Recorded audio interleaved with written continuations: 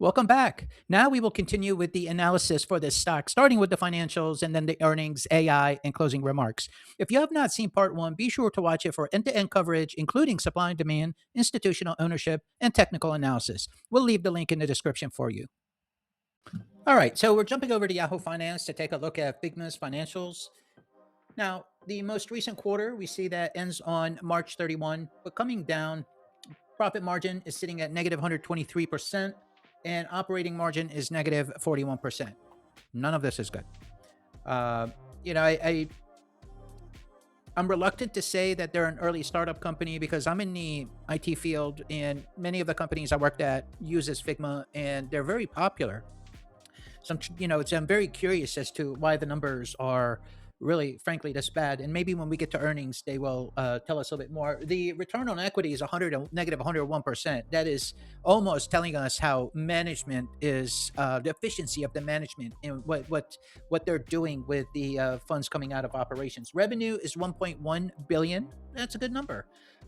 In terms of quarterly revenue growth, it grew at 46%. Now that's a good number. Gross EBITDA is negative 1.45 billion. We're just wow. And then the diluted EPS is negative $4.07. And based on this, there's really no earnings. There's just no profit.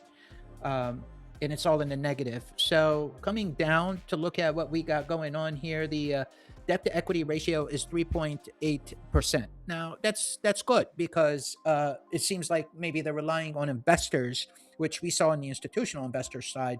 They're relying on investors a lot more than they're relying on loans and debt from the banks. The operating cash flow is sitting at 250 million, and the free cash flow is sitting at 813 million. So basically, we show that there is revenue growth.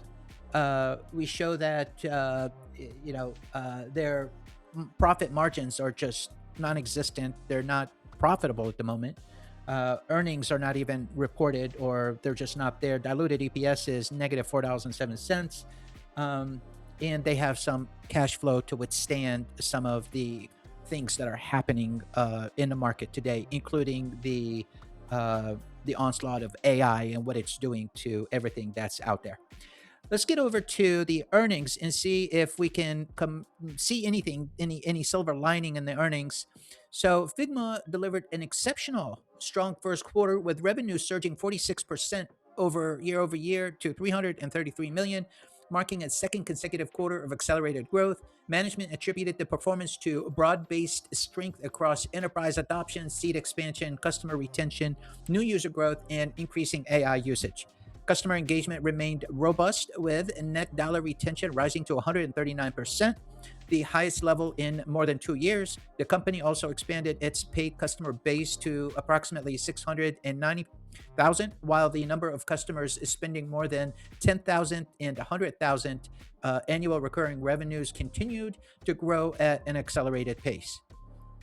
Artificial intelligence is emerging as a significant growth catalyst. This is interesting. Products such as Figma, Make, MCP, and Weave are seeing strong adoption, and the company's new AI credit monetization model is performing better than expected. More than 75% of users who exceed their AI usage limit continue purchasing credits, while over 95% remained active, indicating strong customer engagement and willing to pay AI capabilities. Now, this is their ability to implement AI and not necessarily the threat that AI itself is imposing on the company. Enterprise momentum also strengthened with major organizations including Google and Rocket Mortgage expanding deployments. Figma highlighted a new 35,000 seat hyperscaler customer and noted that its platform is increasingly being adopted beyond design teams into engineering, product management, and other business functions. That's a very strong possibility. I mean, it is a canvas that could be used to do flows and other architectural drawings. Reflecting this momentum, management raised its full year outlook, now expecting $1.42 to $1, basically $1.422 to 1.428 billion in revenue and 125 to 135 million in non-GAAP operating income. The improved guidance is driven by stronger paid conversions, continued enterprise seats, expansions, and higher than expected AI related revenue. Overall sentiment, strongly bullish, accelerating revenue growth, expanding enterprise adoption, exceptional customer retention, and successful AI monetization suggest Figma continues to gain market share with improving long term growth prospects. So that looked really good. Then the question becomes, are we still in the growth phase out of maybe the IPO put them in another level when they IPO'd last year, and they need another year or two as long as the numbers continue to improve. As we saw here, this is the second consecutive quarter where earnings have improved, and that sounds to be the case here. So we'll keep an open mind.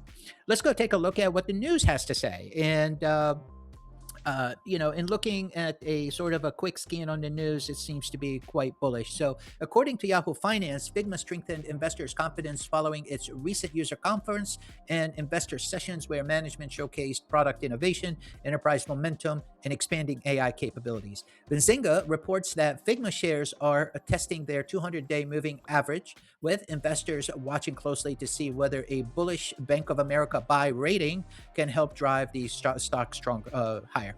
Meanwhile, Seeking Alpha highlighted Bank of America's newly issued buy rating, citing confidence in Figma's long-term growth prospects and expanding position within engineering software. Earlier this year, the street reported that Goldman Sachs updated their price target on Figma, reflecting the firm's latest outlook for the stock through the remainder of 2026. Got to dig a little bit deeper to get into what the new price is. And finally, Yahoo Finance noted that although Figma shares remain significantly below previous highs, many Wall Street analysts believe the stock could be positioned for a meaningful rebound as the company continues delivering strong revenue growth, expanding enterprise adoption, and successfully monetizing its AI platform. So, really, overall, recent headlines suggest analyst sentiment towards Figma is increasingly constructive, with growing confidence that the company's accelerating fundamentals could support further upside if execution continues. So we got not just two quarters, we got to need three, four, five.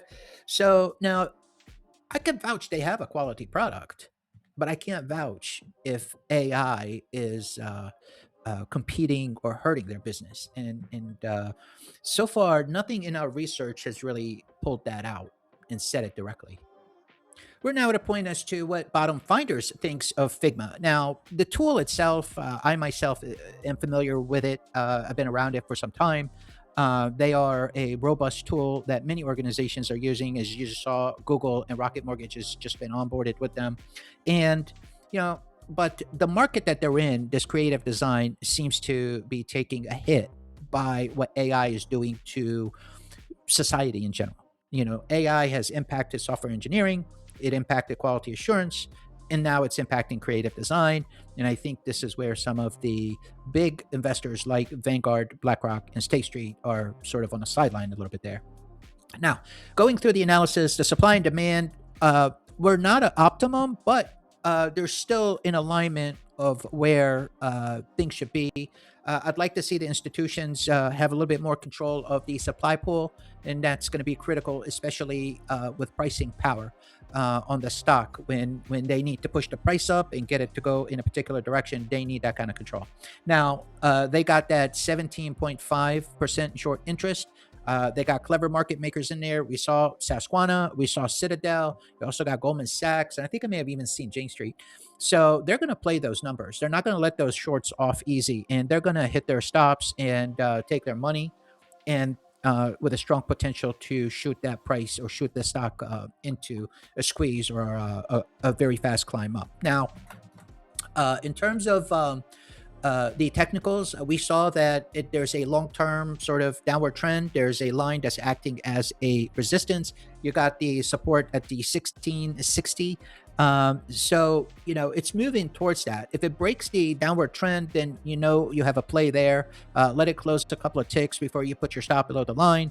If it gets down, if it doesn't make it above that and starts to come down, then it's going to go down to the 1650 mark, and that's where the next entry would be, and then you could put your stop below that, and then you got a potential climb to 27, or the 200-day moving average, which puts you somewhere around 30, 31, or 32. The financials looked hideous. The financials looked really, really bad.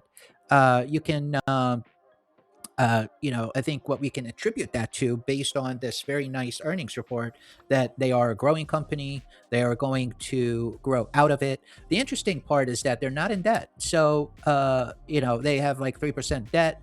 So what that means is that they're using investor money. That's what that means, is that, the money that they're getting, they're using. Now, what does that mean to you as a retail investor? That means that there is a potential of them diluting, right?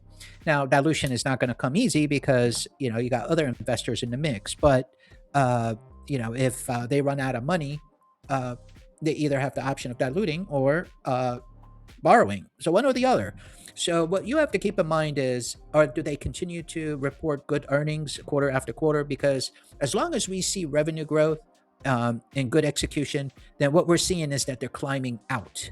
If we don't see any of that, or we see one area slip, or they are got the revenue but they're unable to execute, or they don't hit the revenue but they're able to execute, whatever. But then at that point, we're not working towards the end goal, and that's climbing out of the hole and being profitable all in all. So I do think that this stock is playable. We saw the news was very bullish, and everyone is trumpeting Figma. But I do think that you need to look at those trend lines and see where it breaks. Based on the supply and demand, I think it's in a good place that it could potentially make another run up. And with that, Figma stock itself includes dynamics that are unique to its supply and demand profile. And for you, it takes practice and muscle memory to build a discipline that will eventually become intuition. So to build on your knowledge on how to spot the bottoming setups, watch this next analysis by clicking here. And we hope this video gave you insight on where the smart money is. Be sure to leave a comment on where you stand with this stock. Your experience might help others in deciding their next move. Also, be sure to subscribe and give this video a like. We truly appreciate your support. Until the next video, trade smart and be patient for the right deal to come along. Adios.